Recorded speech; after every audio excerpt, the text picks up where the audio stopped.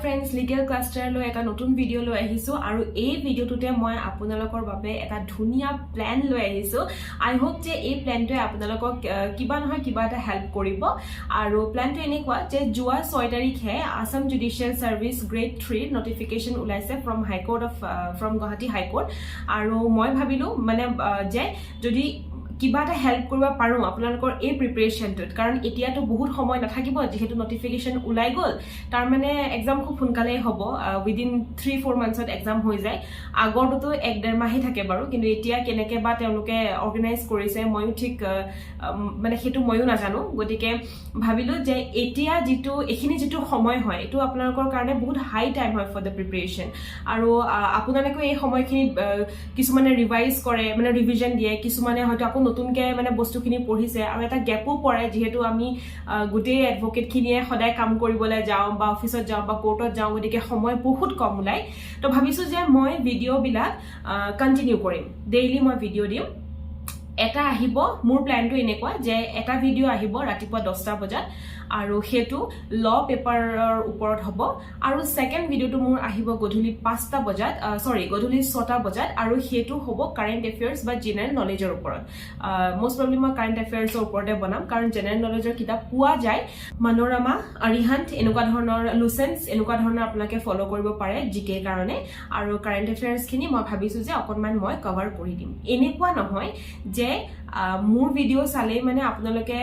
comment পৰি যাব আহি যাব ইয়াৰ পৰাই হৈ যাব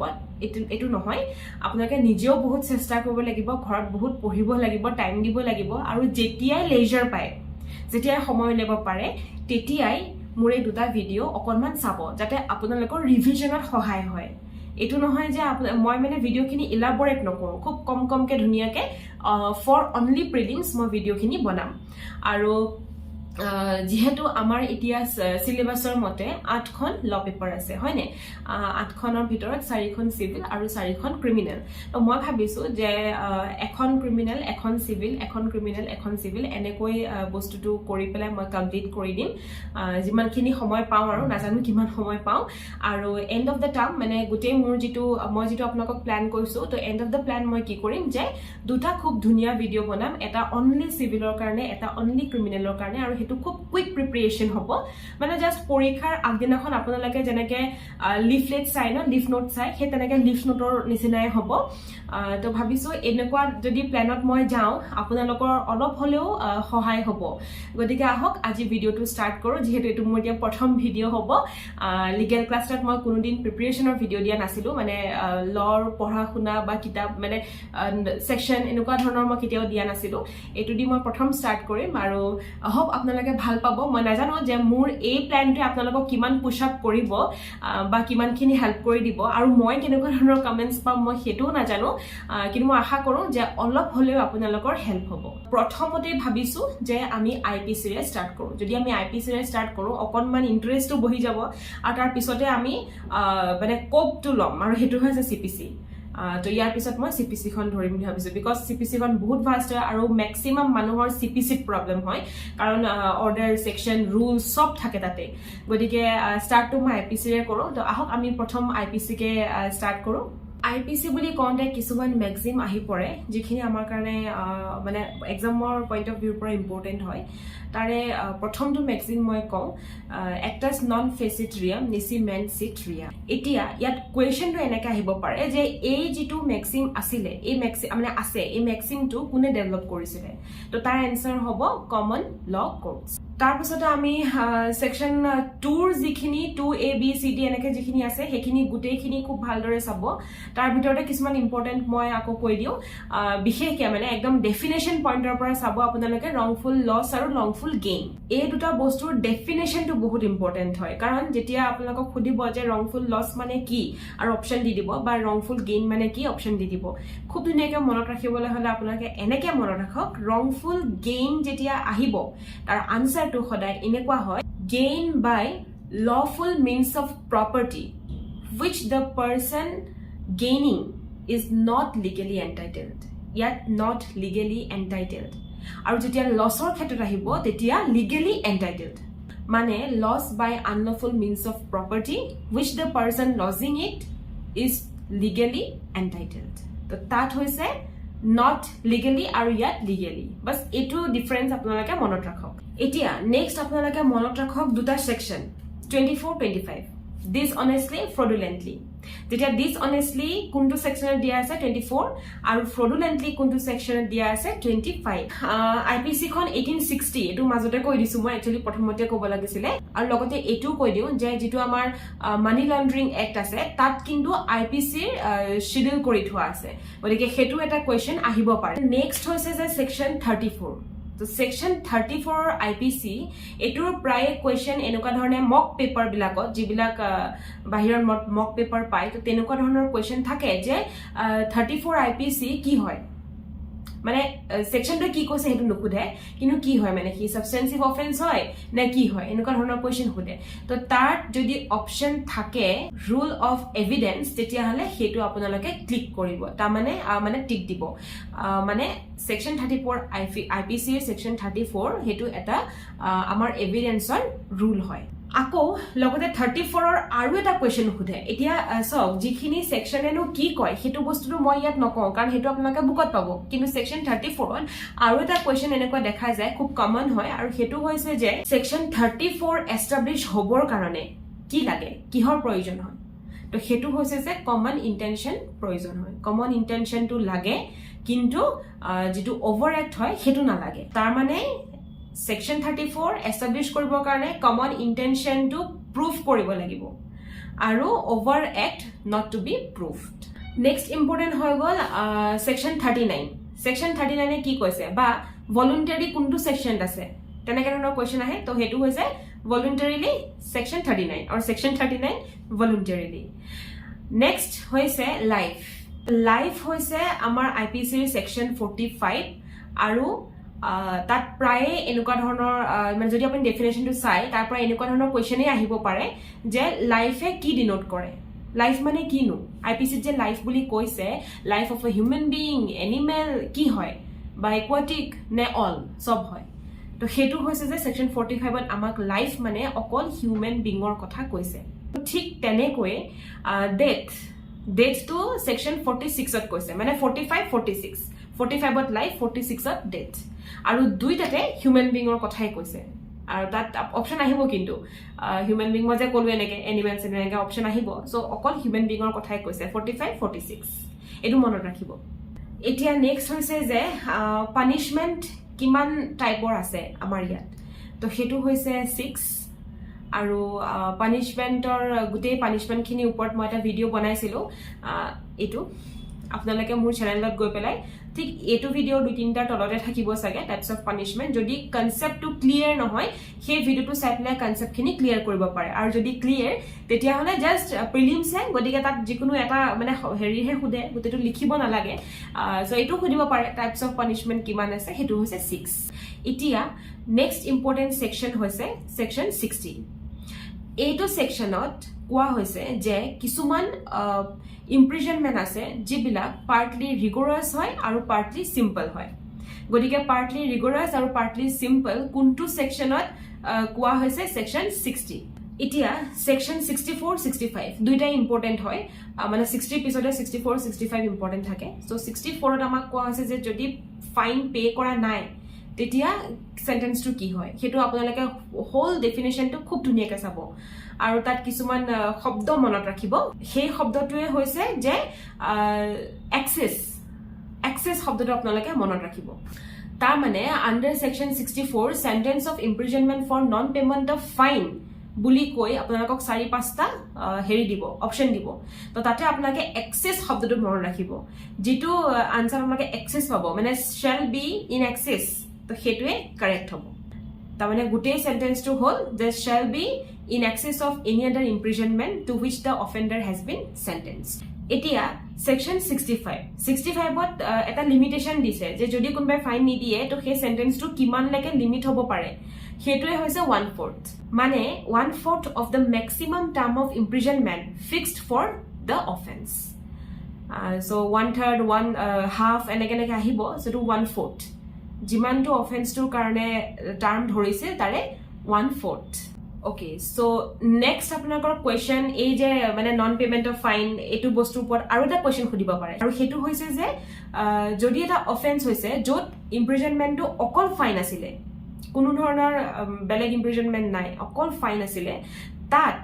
যদি নন পেমেন্ট অফ ফাইন হয় যদি ফাইন দিয়া নাই তেতিয়া হলে তাৰ পানিশমেন্টটো কি হ'ব মানে তাৰ imprisonment of non payment of ফাইনটো কি হ'ব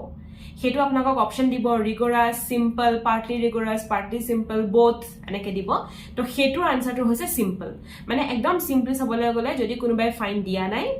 তেতিয়া হলে তাৰ ইমপ্ৰিজনমেন্টটো মানে নন পেমেন্ট অফ ফাইনৰ ইমপ্ৰিজনমেন্টটো সিম্পল হয় এতিয়া নন পেমেন্ট অফ ফাইন খিনিটো হৈ আছে তাতে আৰু যিমানখিনি কোৱেশ্চন আহে মানে কোৱেশ্চন আহিব পাৰে মই সেইখিনি আপোনালোকক কৈ গৈ আছো এনেকুৱা এটা কোৱেশ্চন হৈ পৰে যে য'ত সোধে আপোনালোকক যে যদি এনেকুৱা এটা অফেন্স যিটো পানিশেবল হৈছে অকল ফাইনেৰে য'ত অফেন্ডাৰ জনে পে কৰিব লাগিব 50 টকাতকৈ বেছি আৰু 100 টকাতকৈ তলত মানে 50 এক্সিড কৰিছে বাট নট এক্সিডিং ₹100 তেনেকুৱা ক্ষেত্ৰত দ্য ইমপ্ৰিজনমেন্ট যেটো ডিফল্ট অফ ফাইন হৈছে ফাইন দিব পৰা নাই ডিফল্ট অফ ফাইন হৈছে তেনেকুৱা ধৰণৰ ইমপ্ৰিজনমেন্টটো কিমান এক্সিড নকৰিব 4 month তো হেতুত অপশন থাকিব 6 month 3 month 4 month 1 year so হেতু 4 month হয় আৰু এটো একে ক্ষেত্ৰতে যদি 100 টকাতকৈ বেছি হয় মানে ইটুটো মই আপোনালোকক কলো 50 to 100 50 কে বেছি 100 কে তলত আৰু এতিয়া যত 100 টকাতকৈ বেছি হৈছে তেনেকুৱা ক্ষেত্ৰত হেতু 6 month হ'ব সমা মানে 50 to 100 হেতু হৈছে 4 month আৰু 100 কে বেছি হলে হেতু হৈছে 6 month আচ্ছা এতিয়া বাৰু মই এটুটো কলো যে নন পেমেন্ট অফ ফাইন হলে ফাইন দিব নোৱাৰিলে কেনেকুৱা ধৰণৰ মানে ইমপ্ৰিজনমেন্ট হয় কিমান মাহলৈকে এক্সিড হ'ব নহব সেইখিনি কলো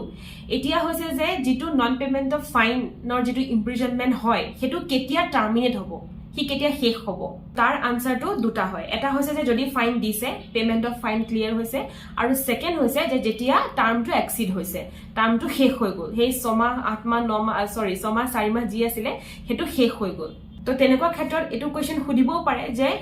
নন পেমেন্ট অফ ফাইন যেটো থাকে তাৰ টাৰ্মিনেশন কেতিয়া হয় তো এটো বোথ দুইটাই এতিয়া নন পেমেন্ট অফ ফাইনৰে আৰু এটা প্ৰশ্ন এনেকুৱা এটা কেছ য'ত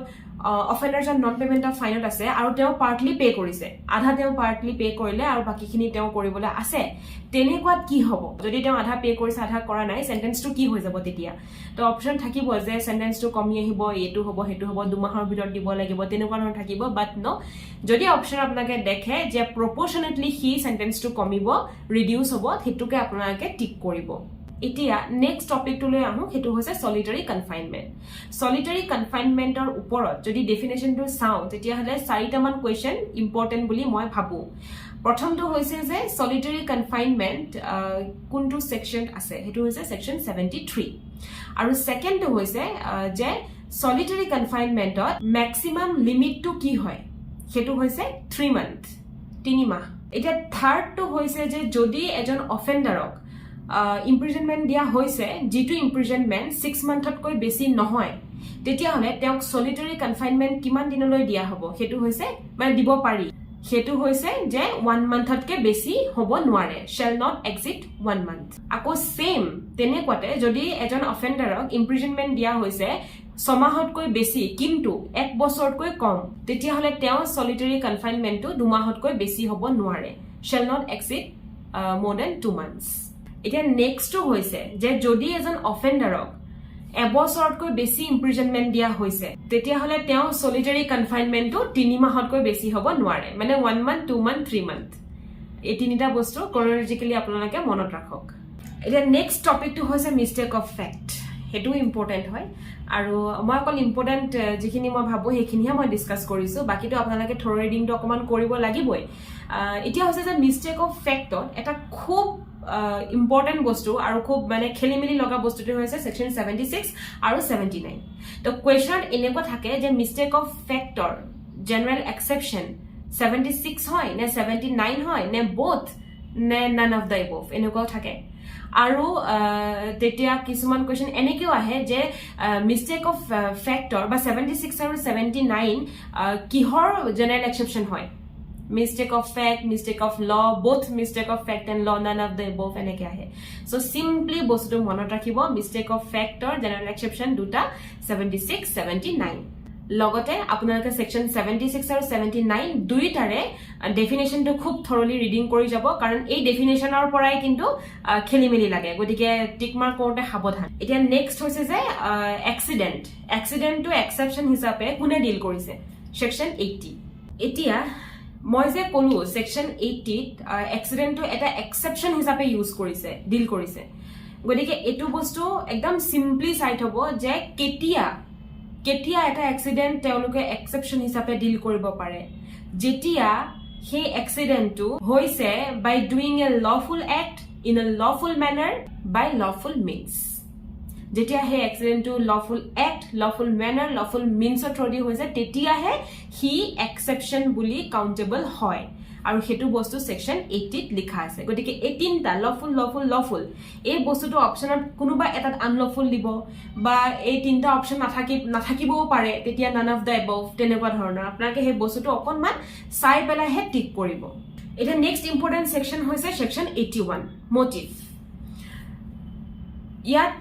হয়তো সেকশনটো খুদিব পাৰে আৰু নহয়তো এনেকুৱা কৰিব পাৰে যে মোটিভে কিহৰ লগত ডিল কৰে এনেকুৱা ধৰণেও খুদিব পাৰে যে মোটিভটো কি হয় মানে প্ৰিভেনশন অফ হাৰ্ম টু প্ৰপাৰ্টি নে প্ৰিভেনশন অফ হাৰ্ম টু লাইফ বা পাৰ্সন তো হেতু বস্তু হৈছে আপোনালোকক অপচনত দিব পাৰে এটা এই দুটা বা বোথ বা ইদাৰ নিদাৰ এনেকে দিব পাৰে সো হেতুৰ আনসাৰ হৈছে ইদাৰ দুইটা কেতিয়াও হ'ব নোৱাৰে প্ৰপাৰ্টি আৰু পাৰ্সন দুইটা নহয় ইদাৰ প্ৰপাৰ্টি অৰ পাৰ্সন সো এটোৰ আনসাৰ আপোনালোকে যদি এনেকুৱা ধৰণৰ আহে তেতিয়া হলে এটো ইদাৰত আপোনালোকে যাব এতিয়া নেক্সট ইম্পৰ্টেন্ট সেকশন হৈছে সেকশন 82 মানে ইনফেন্সি তাত কিছুমান পইণ্টস মই আপোনালোকক এতিয়া কৈ দিম খুব স্পিডি পইণ্টস হয় সো 82 কি বুজাই ফাৰ্স্ট হৈছে হেতু আনসাৰটো ইনফেন্সি